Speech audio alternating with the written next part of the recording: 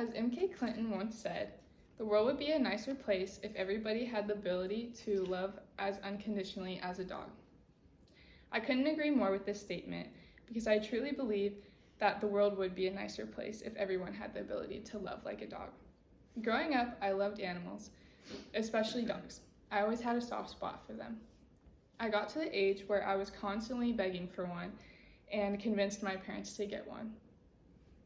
We decided on getting an English Golden Retriever. We went to a breeder in Arkansas and my parents let me choose the dog out of the litter. I stepped in the kennel and immediately a big puppy with a red collar ran up and jumped in my arms. I'll never forget how happy she was. I named her Zoe and decided that she was going to be my best friend forever. Not everyone is as lucky enough to have a dog as I did.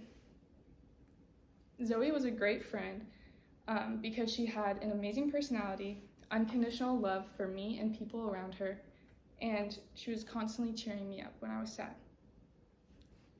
Zoe had the best personality a dog could have. Zoe was always happy. It didn't matter what was going on in her life.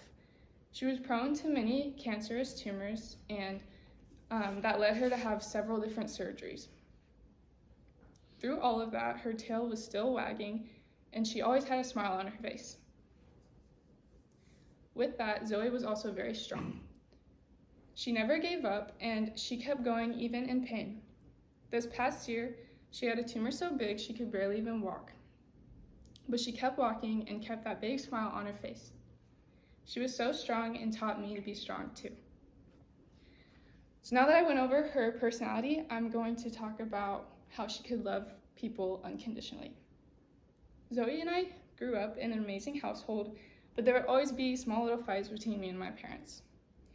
Zoe was always between us to help cool us down in those heated moments. She set an example for us by being so loving and forgiving. Zoe loved me no matter what I was going through. She was always there to show me that she loved me and that everything was going to be okay in the end. I try my best to carry that part of her on with me today. So now I'll talk about how she never failed to cheer me up. Throughout high school, I've had a lot of ups and downs. Junior year was the worst year for me. I was going through a really bad breakup and taking extremely hard classes. I was constantly stressed out and depressed. I started going to therapy, but it didn't work as well as much as Zoe did. She was always a shoulder I could lean on. She always put a smile on my face when I was going through a lot. And she was always there to cheer me up even when she was passing.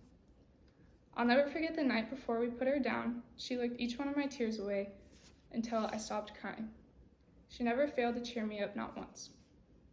She created so much happiness in my life, and I'm so glad she was there for me through the bad times. So I covered how amazing her personality is, how loving she was to people around us and me, and how she never failed to cheer me up.